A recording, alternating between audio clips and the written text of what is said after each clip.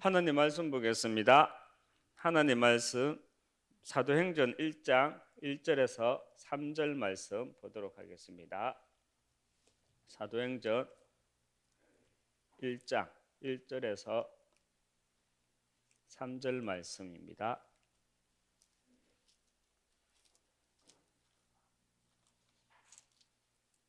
석절 같이 합독하도록 하겠습니다.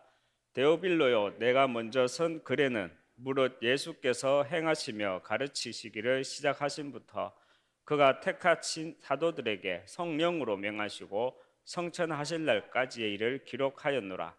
그가 고난 받으신 후에 또한 그들에게 확실한 많은 증거로 칠이 살아 계심을 나타내사 40일 동안 그들에게 보이시며 하나님 나라의 일을 말씀하시니라. 아멘.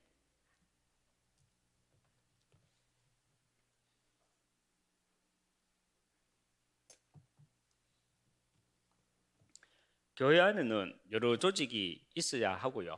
또 중요한 조직이 있지만 하나님이 보실 때에 정말 중요한 교회 조직이 무엇이겠습니까? 사도행전 1장 14절에 조직이요. 하나님이 보셨을 때는 가장 중요한 교회 조직입니다. 그렇다면 사도행전 1장 14절이 하는 이 조직이 하는 일이 무엇이었습니까? 여자들과 예수의 어머니 마리아와 또 예수의 아우들과 더불어 마음을 같이하여 오로지 기도에 힘쓰더라 말씀을 하는데요. 그런데 이 말씀의 배경을 여러분 한번 생각해 보셨습니까? 여자들은 그렇다 치고요.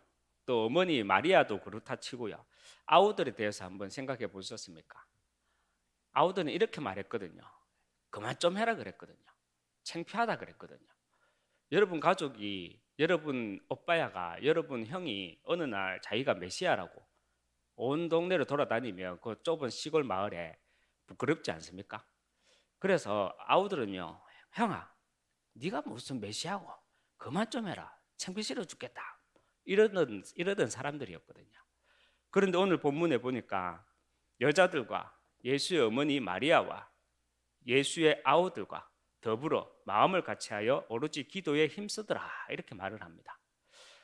여기에서 오로지 기도에 힘쓰더라는 말은요, 기도하는 사람, 또 기도 많이 하는 사람이라는 그 의미보다 그 이전에 우리가 알아야 할 것이요, 예수님이 우리 형아가 아니었고 예수님이 메시아, 예수님이 그리스도라는 바로 그 올바른 신앙의 고백을 하는 현장이었다는 사실입니다.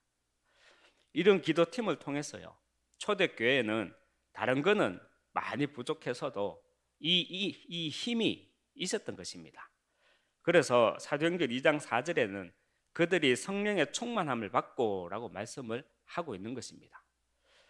이런 조직으로 초대교회 안에서 자연스럽게 만들어진 영적 분위기로 인해서요, 교회 안에는 종교 치유가 일어났습니다.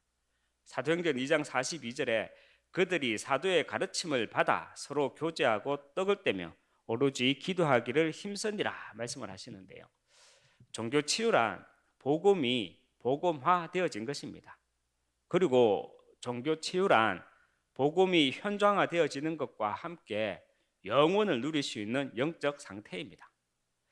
사도행전 2장 44절에서 45절에 보면요, 믿는 무리가 한 마음과 한 뜻이 되어 모든 물건을 서로 통용하고 자기 재물을 조금이라도 자기 것이라 하는 이가 하나도 없더라 말씀하고 있는데요, 초대교회 성도들은 영혼이라는 것을 알고 있었기 때문에 내 것을 내 것이라고 말하지 않고 내어 놓을 수 있었다는 것입니다. 저와 여러분이 만일에요, 영혼이라는 그 하나님의 시간표를 보지 못한 채 내가 복음 한다, 그 복음은요 결국은 오직은 되지 못합니다. 교회 안에서 가장 중요한 조직은요, 사도행전 1장 14절에 올바른 신앙의 고백을 가진 기도하는 조직입니다. 여기에서 사도행전 2장 4절에 그들이 성령의 충만함을 받고 교회에 힘이 나오게 되는 것입니다. 이런 조직으로 인해서 초대교회 안에서는요, 종교 치유가 일어났고 또 영원을 알고 누리는 영적 상태가 되었습니다. 그래서 초대교회 성도들은요, 종교 치유와 영원이라는 것을 알게 되면서 두 번의 부르심을 누리고 있었습니다. 두 분의 부르심이란, 먼저 하나님의 부르심에는요, 땅의 부르심이 있습니다. 예레미야 1장 5절에 내가 너를 모태에 짓기 전에 너를 알았고 내가 배에서 나오기 전에 너를 성별하였고 너를 여러 나라의 선지자로 세웠노라 하시기로 말씀을 하시는데요. 바로 이 땅의 부르심을 말하는 것입니다. 성경 말씀을 볼 때요, 예레미야한테 말하는 게 아니거든요. 이사야한테 말하는 게 아니고요. 바로 나한테 말하는 겁니다. 맞죠? 예레미야한테 말했던 말을 왜 제가 이 성경책을 들고 다니면서 가르칩니까? 성경 말씀은요, 먼저 나에게 하는 말씀입니다. 그래서 하나님이 나를 얼마나 정확하게 불렀는지 우리 성경 말씀을 보면서요, 날마다 확인해야 되는 것이고요. 그리고 이 땅에서 우리의 사명이 다 하는 날 부르시는 그 하나님의 부르심이 있습니다. 사도행전 20장 24절에 내가 달려갈 길과 주 예수께 받은 사명 곧 하나님의 은혜의 복음을 증언하는 일을 마치려 하면은, 바울은 말을 하는데요, 하나님은 저와 여러분을요, 창세 전부터 내 이름과 성별까지도 정해놓고 이 시대, 이 땅에 부르셨다는 것이고요. 그리고 이 땅에서 우리의 사명이 다 하는 날 위에서 부르시는 하나님의 부르심이 있다는 사실입니다. 그래서 기독교인들은 사망이라고 말을 하지 않죠. 사망은 죽어서 망한다는 뜻입니다. 죽어서 망하는 게 뭡니까? 지옥 가는 거죠. 그런데 우리는 하나님의 부르심, 소천을 말합니다. 이렇게 두 번의 부르심을 실제 알고 누리게 되면 예레미야 1장 5절과 사도행전 20장 24절 이 사이에서 내 인생의 이유가 구체적으로 붙잡혀지게 됩니다. 창세기 1장 1절에 태초에 하나님이 천지를 창조하시니라 말씀을 합니다. 창세기 1장 1절은요, 태초에 하나님이 천지를 창조하시니라, 이 말씀은 하나님의 구원 사역의 그 시작을 말씀하는 말입니다. 그리고 요한복음 20장 31절에 보면요, 오직 이것을 기록함은 너희로 예수께서 하나님의 아들 그리스도이심을 믿게 하려 함이요 또 너희로 믿고 그 이름을 힘입어 생명을 얻게 하려 하심이라 말씀을 합니다. 성경 기록 목적을 얘기하고 있는 거죠. 우리가 주일날 예배를 드릴 때 예배 말씀을 받고 난 뒤에 이제 헌금 순서 때 헌금위원이 헌금함을 두고 강대상 쪽으로 걸어가시지 않습니까? 그때 보면 헌금 봉투에 헌금함 위에 A4 용지 한 장이 딱 얹혀 있는 날이 있고요, 또 없는 날이 있어요. 뭡니까? 새신자가 등록하는 날이 있고요, 없는 날이 있고, 그렇죠. 그런데 요즘에는 참 A4 용지가 잘 안 보여요. 코로나19로 인해서 예배와 함께 그 헌금함 위에 A4 용지가 안 보이는 걸 보고 드는 생각은 다른 생각이 아니라요, 예배와 함께 정말 우리가 등록이 안 되는구나, 그게 아니라 현장을 놓치고 있구나 라는 생각이 들더라고요. 그래서 현장에서 저는 기도하고 있거든요. 특공대라는 말을 저는 참 별로 안 좋아했는데 뭐 전도 특공대고 별나게 이렇게 생각했는데 아니더라고요. 정말 전도 특공대를 구성해서 교구 안에 구역구역 순회 캠프로 돌면서 지역을 장악해야 되겠다, 이런 생각이 들더라고요. 그래서 우리 부건찰 건찰분들에게도 부탁을 드렸거든요. EBS 사역자가 되어달라. 그리고 캠프 팀들이 구역구역 나눠서 이렇게 캠프로 인도받을 것이다. 언제부터 받냐? 다음 달부터냐? 아니요. 충분하게 기도하고 난 뒤에.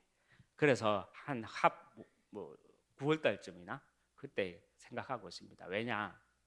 분명히요, 사단은 그냥 안 있을 거거든요. 그래서 충분히 기도하고 난 뒤에 정말 성령 인도 받는 가운데 정말 지역을 장악해 나갈 것입니다. 어떤 일이 생기겠습니까? 다락방 문이 분명히 열립니다. 영접하는 자 일어나고요, 다락방 문이 분명히 열립니다. 그런데 또 어떤 일이 분명히 일어나느냐? 분명히 다락방 문 닫힙니다. 다락방 한다 그래 놓고 가보면 다락방 안 한다 그러고요, 다락방 해놓고 한두 번 들어가다 보면 또 다락방 문이 닫히고, 그렇게 될 겁니다. 그런데 우리가 아셔야 될 것이 현장 장악은요, 그렇게 되어지는 것입니다. 현장 장악은 현장에서 영접했던 사람들이 교회로 들어온다고 현장화되어지는 게 아니고요. 현장 장악이 되어지는 것이 아니라 우리가 말씀 운동을요. 응답에 상관없이 지속적으로 그 발걸음을 밟을 때 현장은요. 복음으로 장악된다는 것입니다. 다른 건 상관없습니다. 우리 한 사람 한 사람이 하나님의 부르심과 그 이전에 땅의 부르심, 그리고 그 하나님의 하늘에서의 부르심, 그 사이에 내가 지금 살아가고 있고요. 내가 살아가고 있는 그 인생의 이유를 아는 자가 밟는 그 발걸음 속에는요, 분명히 지역에 하나님의 나라가 임할 줄 믿습니다. 그래서 다섯 기초가 지속해서 일어날 때 영접하고 교회화되고 상관없이요. 지속해서 다섯 기초가 일어날 때 다락방 사역자가 팀 사역자들이 일어날 때 지역을 장악하는 역사가 그렇게 일어난다는 것입니다. 요한복음 21장 25절에는요. 예수께서 행하신 일이 이 외에도 많으니 만일에 낱낱이 기록된다면 이 세상이라도 이 기록된 책을 두기에 부족할 줄을 아노라 말씀을 합니다.